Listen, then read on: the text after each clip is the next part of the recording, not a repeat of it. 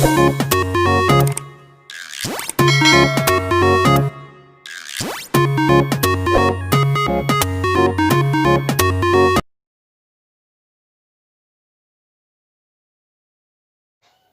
Students, आशा करती हूँ कि आप सारे लोग बहुत अच्छे होंगे और सारे ही अपने घरों में एकदम से सुरक्षित होंगे। वेलकम टू किरण आदि शिक्षा। यहाँ पर हम स्टडी कर रहे हैं एनसीईआरटी क्लास 9 का चैप्टर नंबर 13, जिसका नाम है सरफेस एरिया एंड वॉल्यूम। और इसको हम ऑलमोस्ट कंप्लीट कर चुके हैं, क्योंकि इसमें 8 एक्सरसाइजेज हैं। बहुत ह्यूज और बहुत लंबा चौड़ा चैप्टर ये था, जिसमें से हम इसका 90% पार्ट खत्म करके, मैं कहूँगी 95% पार्ट खत्म करके आज लास्ट एक्सरसाइज करने जा रहे हैं। और थोड़ा सा पेशेंस रखने की ज़रूरत है। आज मैं पूरी एक्सरसाइज एक ही वीडियो में बताऊंगी, वीडियो लंबी हो सकती है तो क्योंकि बहुत लंबा ये चैप्टर खींच गया है, तो अब इसको और ज़्यादा मैं नहीं खींचना चाहती, तो हम आज ही इसको ख़त्म करेंगे। इससे पहले अगर आपने प्रीवियस वीडियोस नहीं देखी हैं तो मैं बार बार वही कहूँगी कि आप फटाफट से चैनल को सब्सक्राइब कीजिए। वहाँ पर 9th क्लास की एक प्लेलिस्ट है, वहाँ पर जाके आप इस चैप्टर की प्रीवियस वीडियोज़ देख सकते हैं और मेरे द्वारा पढ़ाई गई सारी प्रीवियस वीडियोज़ को आप देख सकते हैं। आपको एक ही प्लेटफॉर्म पर, एक ही जगह पर वो मिल जाएंगी, जिससे आप घर बैठे लॉकडाउन में अपनी मैथ्स की स्टडी को अच्छे से कंटिन्यू कर सकते हैं बिना किसी प्रॉब्लम के। फिर भी अगर प्रॉब्लम होती है तो आप मुझे वीडियो पे कमेंट करके अपनी क्वेरीज को पूछ सकते हैं। क्लास 6 to 10 के लिए अदर क्लासेस की भी वहाँ पर वीडियोस हैं, तो आपके छोटे बड़े भाई बहन, आपके रिश्तेदार, आपके दोस्त सब उसका फ़ायदा ले सकते हैं। ये बिल्कुल मुफ्त है और कोरोना में आप इसको शेयर करके उनकी हेल्प कर सकते हैं। तो हम शुरू करते हैं। क्वेश्चन नंबर एक्सरसाइज नंबर जो 13.8 है, 13.8 है, ठीक है, वो वॉल्यूम ऑफ द स्फेयर से रिलेटेड है। किससे रिलेटेड है? वॉल्यूम ऑफ स्फेयर से रिलेटेड है, ठीक है। वॉल्यूम ऑफ द स्फेयर का फॉर्मूला मैं आपको बता चुकी हूँ, 4/3 πr³ इसका फॉर्मूला होता है, ठीक है। बस ये एक ही फॉर्मूला है, इस पर बेस्ड ही पूरे क्वेश्चंस होंगे। और अगर कहीं पे हेमिस्फीयर का वॉल्यूम आता है तो वो 2/3 πr³ होता है, तो वहाँ पर हम 2/3 लगा देंगे, क्योंकि ये इसका हाफ होता है। पहले क्वेश्चन में मैं आती हूँ, फटाफट बता रही हूँ। ये कह रहा है find the volume of a sphere whose radius is. पता नहीं मैंने ये बताया था क्या, मुझे ऐसा याद आ रहा है, मैं भी बताया। स्फेयर का वॉल्यूम निकालना है। अगर रेडियस जो है, पहला पार्ट इसका है कि 7 सेंटीमीटर रेडियस दे रखी है, तो आप 4/3 पाई इंटू 7 का क्यूब कर देंगे, 7 इंटू 7 इंटू 7। और पाई की जगह आप, जब तक आपसे कहा ना जाए, आप 22/3 रखेंगे, 22/7 रखेंगे। 7 से 7 कट गया। जब आप इसको कैलकुलेट करेंगे तो आपके पास आ जाएगा आपके पास आएगा 4/3 है, ठीक है। तो आपके पास आ जाएगा 4312/3 सेंटीमीटर क्यूब, ठीक है। इसका एक और पार्ट है जिसमें कि बस रेडियस अलग दे रखी है, वहाँ पर रेडियस आपको दे रखी है 0.63, तो वो आप कर लेंगे। तो बहुत ही आसान है, सीधे फॉर्मूला पुट करना है, इसमें कुछ भी नहीं है बताने वाली बात, ठीक है। इसका सेकेंड वाला क्वेश्चन जो है, ये कह रहा है find the amount of the water displaced by a solid spherical ball of diameter इतना, ठीक है। तो इसमें भी आपको कुछ नहीं है, सेम क्वेश्चन है। इसमें डायमीटर दिया है, सेकंड का फर्स्ट मैं बताती हूँ। डायमीटर जो है इसमें दे रखा है, डायमीटर दे रखा है इसमें 28 सेंटीमीटर, तो रेडियस इसकी हाफ हो जाएगी 14 सेंटीमीटर। और उसके बाद आपको सीधे वॉल्यूम का ही फॉर्मूला लगाना है, 4/3 πr³ आप लगाएंगे 4/3 इंटू 22/7 इंटू r³ मतलब 14 इंटू 14 इंटू 14, 7 2 जा 14, ठीक है।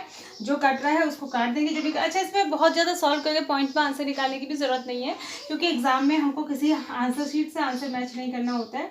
34496/3 सेंटीमीटर क्यूब इसका आंसर आ जाएगा, ठीक है। इसका एक और पार्ट है जिसमें 0.21 मीटर दे रखी है इसकी डायमीटर, तो उसको आप रेडियस में कन्वर्ट करके आधा करके और फॉर्मूला लगा लेंगे, ठीक है। थर्ड क्वेश्चन पे हम आते हैं।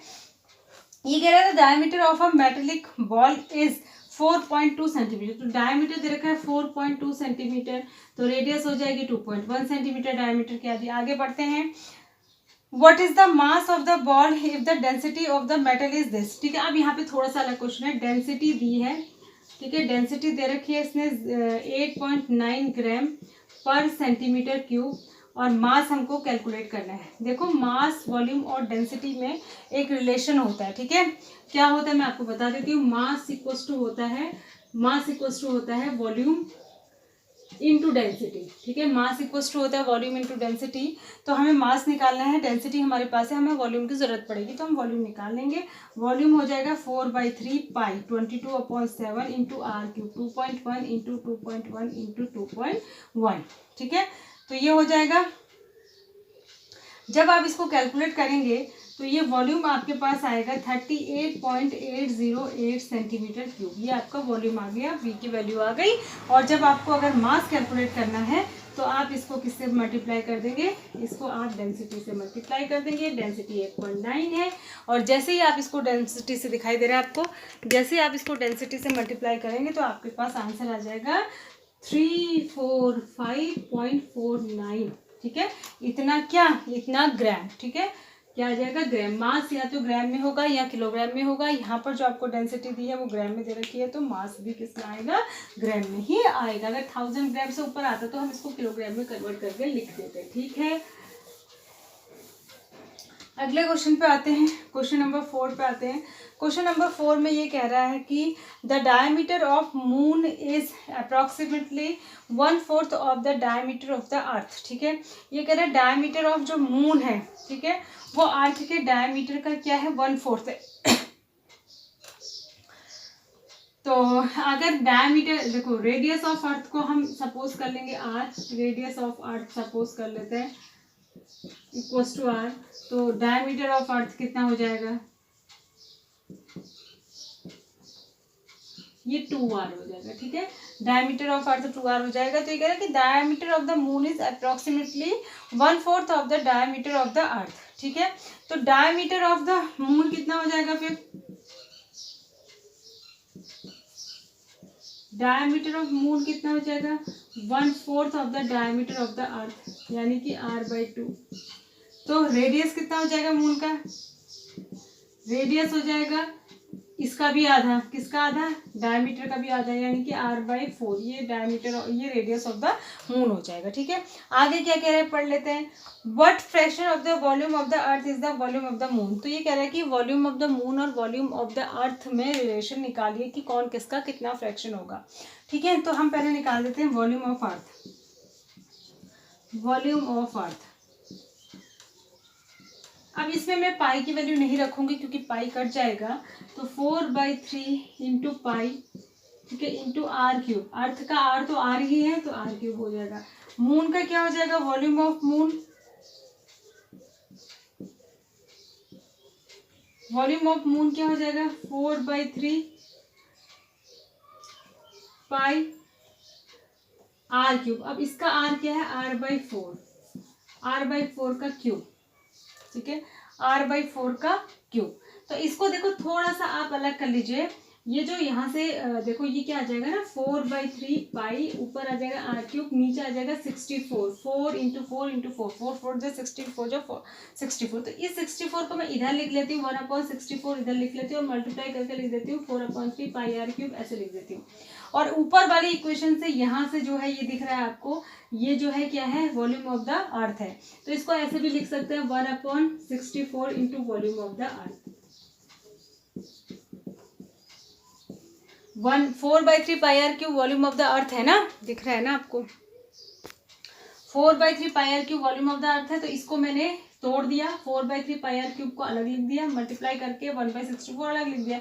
इसकी जगह मैंने लिख दिया 1/64 इंटू वॉल्यूम ऑफ द अर्थ। इसका मतलब हो गया जो वॉल्यूम ऑफ मून है ना, वॉल्यूम ऑफ मून जो है वो अर्थ के वॉल्यूम का 1/64 होगा। ठीक है, तो ये इस तरीके से आप इसको कर लेंगे। ये डिवाइड भी कर सकते हैं दोनों का अलग अलग वॉल्यूम निकाल के, तभी भी 1/64 आ जाएगा। ठीक है, उसके बाद क्वेश्चन नंबर 5 आ जाइए।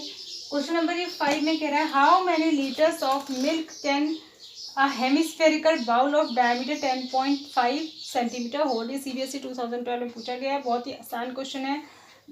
Diameter of the hemispherical ball दे रखा है 10.5 सेंटीमीटर। रेडियस कितना हो जाएगा, रेडियस इसका आधा हो जाएगा। ठीक है, क्या निकालना है, कोई कितनी चीज होल्ड कर सकता है, ये उसका वॉल्यूम ही होता है। तो ये 2/3 होता है हेमिस्फेयर के लिए, 2/3 इंटू पाई, ठीक है, इंटू r3 माने 10.5 इंटू 10.5 इंटू 10.5, और नीचे हो जाएगा 2 इंटू 2 इंटू 2। जो कट रहा है उसको काट देंगे। ठीक है, 7 से ही कट जाता है, 7 1.5 जा। ठीक है, और ये 3 से भी कट जाएगा, 3.5 जा, उसके बाद ये 2 से कट जाएगा 2 से ये 11 जा कट जाएगा। उसके बाद जो बचेगा वो कैलकुलेट जब आप करेंगे तो वॉल्यूम आपका आ रहा है 303 सेंटीमीटर क्यूब अप्रॉक्सीमेट, इतना आएगा, अप्रॉक्स आएगा, ठीक है। और भी कुछ आ सकता है थोड़ा सा आगे को पॉइंट में, तो इतना वॉल्यूम आएगा, इतनी चीज़ को ये कंटेन कर सकता है, इसकी कैपेसिटी इतनी होगी, ठीक है। इसको लीटर में डायरेक्ट आप इसको आप 303 सेंटीमीटर क्यूब है तो इसको करेंगे 303/1000, इतना लीटर हो जाएगा, यानी कि 0.303 लीटर इसका आंसर हो जाएगा अगर लीटर में लिखना है तो। उसके बाद आ जाइए क्वेश्चन नंबर 6 में। क्वेश्चन नंबर 6 में ये कह रहा है a hemispherical tank is made up of an iron sheet 1 centimetre thick, ठीक है। एक हेमिस्फेरिकल टैंक है तो अंदर से खोखला होगा, और जो शीट है जिससे वो बना है उसकी चौड़ाई जो है 1 सेंटीमीटर मोटी है वो, ठीक है। If the inner radius is 1 metre, ठीक है। ये है हेमिस्फेरिकल टैंक है, इस तरीके का समझ लो आप, ठीक है, इस तरीके का। अब ये जो इसकी थिकनेस है ना, ये कितनी है 1 सेंटीमीटर थिक है, और इसकी इनर रेडियस जो है वो 1 मीटर है, यहाँ से यहाँ तक 1 मीटर है, ठीक है। यानी कि 1 मीटर को आप कह सकते हैं 100 सेंटीमीटर है, तो यहाँ से अंदर से बाहर तक का जो हो जाएगा वो 101 सेंटीमीटर इसकी आउटर रेडियस हो जाएगी, ठीक है। और अगर मीटर में ठीक है, अगर पूरा मीटर में इसको कन्वर्ट करना चाहेंगे आप, तो मीटर में कन्वर्ट करने के लिए इसको 100 से डिवाइड कर दीजिए, तो ये हो जाएगा 1.01 मीटर में भी लिख सकते हैं। सेंटीमीटर में लिखना है तो 101 सेंटीमीटर, मीटर में लिखना है तो 1.01 मीटर। अब क्या रहा है, if the inner radius is this then find the volume of the iron, इस आयरन का वॉल्यूम निकालना है। बहुत ही आसान है, अंदर वाले हेमिस्फेयर का वॉल्यूम निकालिए, बाहर वाले हेमिस्फेयर का वॉल्यूम निकालिए, दोनों को डिवाइड कर दीजिए। क्या होगा, अगर हम इसको अंदर वाली रेडियस को R1 कहें, बाहर वाली रेडियस को R2 कहें, तो आउटर हेमिस्फेयर होगा उसका वॉल्यूम क्या हो जाएगा, उसका वॉल्यूम हो जाएगा 2/3πr2 जो इनर हेमिस्फेयर होगा उसका क्या हो जाएगा 2/3πr1 तो वॉल्यूम ऑफ द आयरन क्या हो जाएगा, जो लोहा है ये हो जाएगा 2/3πr2 माइनस 2/3πr1। इसमें 2/3 कॉमन आ रहा है, कॉमन ले लीजिए तो अंदर आ जाएगा R2 माइनस R1। क्या प्रॉब्लम है इसमें, ठीक है। तो इसको कर देंगे हम 2/3 हो जाएगा 22/7 R1 कितना है, R2 कितना है, मीटर में 1.01 का क्यूब हो जाएगा, और माइनस R1 कितना है 1 का क्यूब, 1 का क्यूब तो 1 ही होता है, 1.01 का क्यूब निकालेंगे, इसको कैलकुलेट करेंगे तो ये आपके पास आ जाएगा 0.06348 मीटर क्यूब, ये लोहे का वॉल्यूम आ जाएगा, ठीक है। 1 का क्यूब तो 1 ही होता है, सिर्फ आपको इसका क्यूब करना है, इसके क्यूब में से 1 माइनस कर देना, जितना आएगा फिर कैलकुलेट करके ये आपके पास आ जाएगा, ठीक है ना। तो ऐसे आप इसको कर लेंगे। अब आ जाते हैं क्वेश्चन नंबर 7 में। 7 में ये कह रहा है find the volume of a sphere who surface area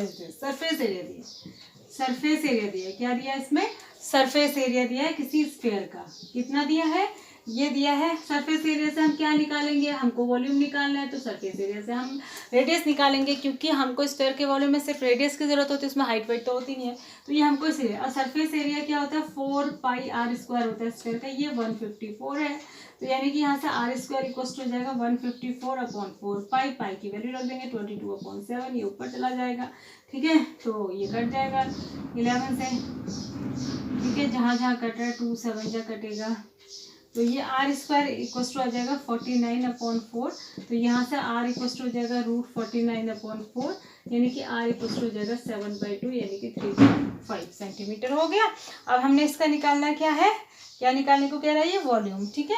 तो वॉल्यूम क्या हो जाएगा, वॉल्यूम आपको पता ही है स्फीयर का वॉल्यूम क्या होता है 4/3πr3, R कितना है 7/2 × 7/2 × 7/2, ये जिससे जो कट रहा है वो काट लेना, और उसके बाद आपके पास आंसर आ जाएगा 539/3 centimetre cube.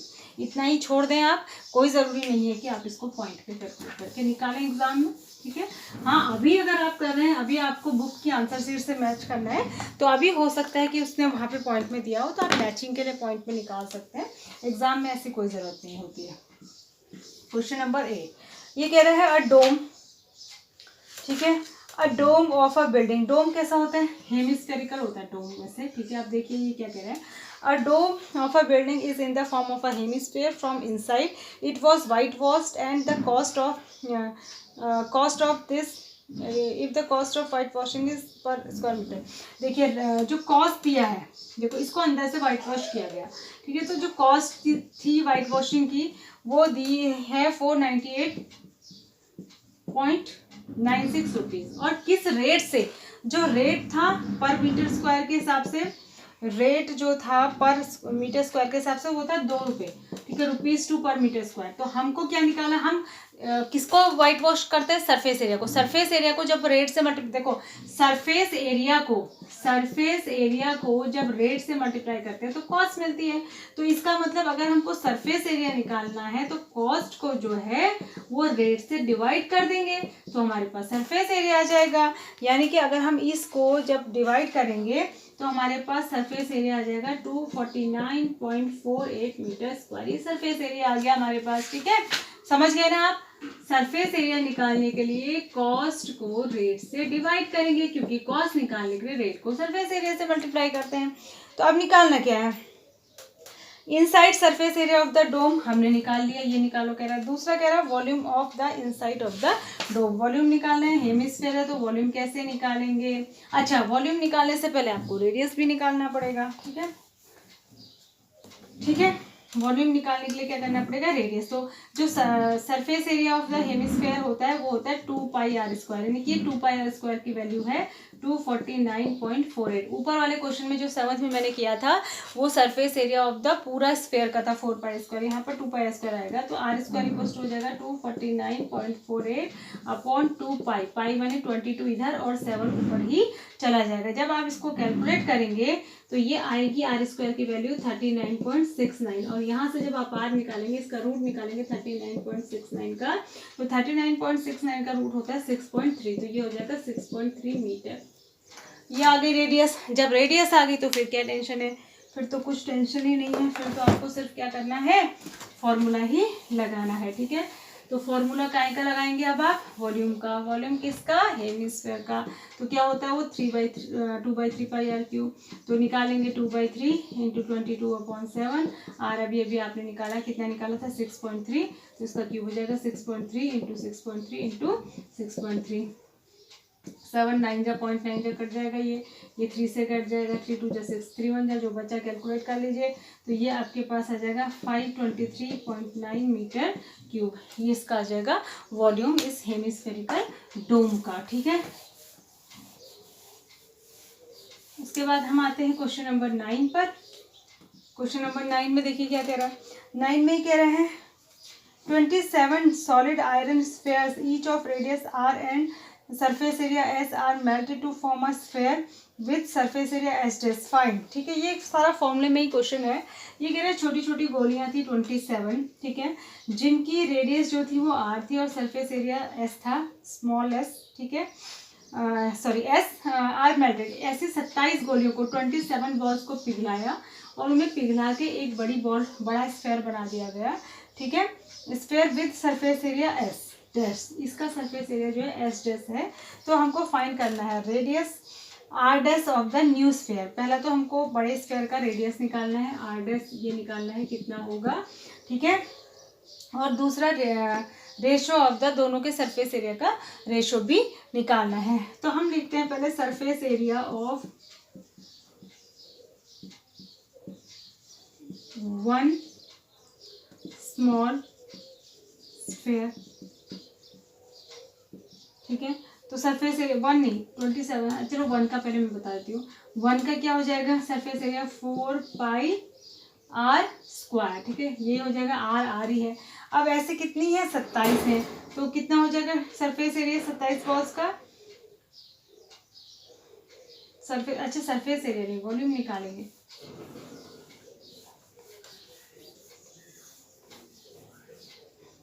Volume volume of the 27 small balls कितना हो जाएगा 27 इंटू 4/3 पाई आर क्यूब। ठीक है, तो ये कट जाएगा 36 पाई आर क्यूब। ठीक है, उसके बाद हम निकालेंगे वॉल्यूम ऑफ न्यू स्फीयर।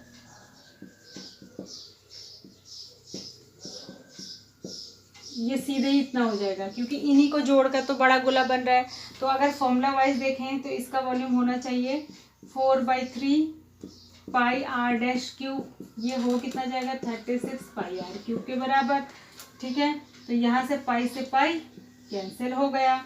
ठीक है, अब यहाँ से हमको आर डैश निकालना है। तो देखिए हम क्या करेंगे, यहाँ पे आ जाएगा हमारे पास 4/3 R dash cube equals to 36 R cube आया। ठीक है, 3 उधर मल्टीप्लाई हो जाएगा तो आर डैश क्यूब हो जाएगा 3 इंटू 36 आर क्यूब अपॉन 4 नीचे चला जाएगा, 4 9 जा, तो ये आर डैश क्यूब हो जाएगा 27 आर क्यूब। ठीक है, आर डैश क्यूब क्या आया, ध्यान से समझिए इसको। ठीक है, आर डैश क्यूब आ गया 27 आर क्यूब। तो आर डैश कितना हो गया, cube root of 27 R cube. तो 27 का क्यूब रूट होता है 3 और आर क्यूब का हो जाएगा आर।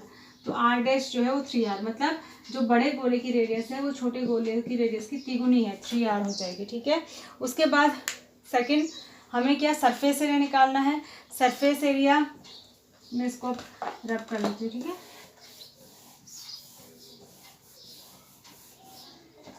सेकंड में सरफेस एरिया स्मॉल स्क्वायर, ये तो सीधे 4 पाई आर स्क्वायर हो गया स्मॉल का। तो ठीक है, अब surface area of big square, इसको अगर हम एस डैश से दिखा रहे हैं तो ये क्या हो जाएगा 4 पाई आर डैश क्यूब। ठीक है, तो ये कितना हो जाएगा 4 पाई आर डैश की जगह क्या रखेंगे 3r का क्यूब। ठीक है, तो ये हो जाएगा 4 इंटू 3 का क्यूब होता है 27 into pi into R cube. ठीक है, आर क्यूब तो आर क्यूब ही होगा, ये 27 को 4 से मल्टीप्लाई कर लेंगे। ठीक है, तो ये आ गया। अगर नहीं भी करते चलिए इतना ही भी रहने देते हैं, इसको मैं 4 पाई को ऐसे रहने देती हूँ चलिए, और ये जाएगा 27 आर क्यूब। अब दोनों का रेशियो निकालना है। ठीक है, एस अपॉन एस डैश निकालना है। तो एस कितना था 4 पाई आर क्यूब, एस डैश कितना था 4 पाई इंटू 27 आर क्यूब। ठीक है, तो 4 पाई से 4 पाई कैंसिल, आर क्यूब से आर क्यूब कैंसिल। ठीक है, तो सॉरी आर क्यूब नहीं आर स्क्वायर, 9 आएगा, ये आर स्क्वायर होता है ना सरफेस एरिया में, तो ये भी आर स्क्वायर ही रहेगा दोनों में। ठीक है, तो ये हो जाएगा 27 नहीं आएगा 9 आ जाएगा, 9 into R square, R square sir इसको तो 1/9, तो ये हो जाएगा 1:9। ठीक है, तो 1:9 इसका रेशो आ जाएगा दोनों के सरफेस एरिया का। तो ये था क्वेश्चन नंबर आपका 9। अब मैं लास्ट क्वेश्चन बताने जा रही हूँ 10। वीडियो 20 से 25 मिनट की हो रही है, कोई बात नहीं। ठीक है, आधे घंटे की हो जाए तो आधे घंटे में चैप्टर खत्म, सॉरी एक्सरसाइज खत्म। Capsule of medicine is in the spherical form, जिसका डायमीटर जो है कैप्सूल है स्फेरिकल फॉर्म का, स्टेयर की फॉर्म का, उसका डायमीटर है 3.5 mm। तो इसका रेडियस हो जाएगा 3.5/2 mm। ठीक है, मिलीमीटर। और how much medicine is needed to fill this capsule, इस कैप्सूल में भरने के लिए कितनी मेडिसिन की ज़रूरत होगी, क्योंकि ये स्फेरिकल है तो इसके वॉल्यूम के बराबर ही होगी, तो यानी कि 4/3 पाई आर क्यूब के बराबर होगी। तो 4/3 पाई की वैल्यू कुछ कहा नहीं है तो आप 22/7 ही रखेंगे, और आर ये है 3.5 इंटू 3.5 इंटू 3.5 भी 3 बार आ जाएगा, और नीचे 2 × 2 × 2 भी आ जाएगा। ठीक है, इसको जब आप कैलकुलेट करेंगे तो आपके पास आएगा 22.46 मिलीमीटर क्यूब अप्रॉक्सीमेटली आएगा। ठीक है, तो यानी कि इतनी दवाई चाहिए होगी इसको कैप्सूल को भरने के लिए। तो ये थी आपकी एक्सरसाइज नंबर 13.8 और इसके साथ ही ये बड़ा सा चैप्टर ख़त्म हो गया। आप इसको बार बार रिवाइज करें, सारे वीडियोस उपलब्ध हैं चैनल पर, तो वहाँ पर आप बार बार जाकर विजिट करें। सारे ही क्वेश्चंस मैंने वहाँ पर आपको समझाए हैं, तो आप उससे इस चैप्टर को बहुत अच्छी तरीके से तैयार कर सकते हैं। तब तक अपना ध्यान रखें, सुरक्षित रहें। Thanks for watching, God bless you all.